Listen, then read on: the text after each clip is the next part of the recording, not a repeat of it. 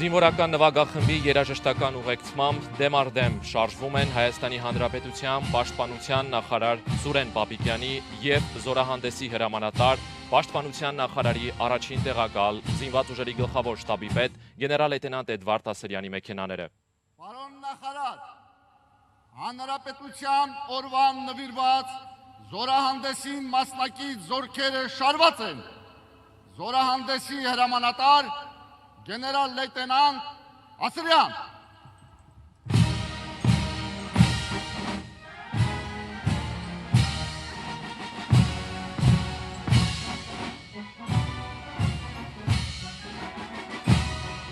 Այս պահին պաշտպանության նախարար Սուրեն Պապիկյանն ու զորահանդեսի հրամանատար գեներալ լեյտենանտ Էդվարդ Ասրյանը մոտենում են 14 զորախմբերին ողջունելու և շնորհավորելու Հանրապետության օրվա առթիվ։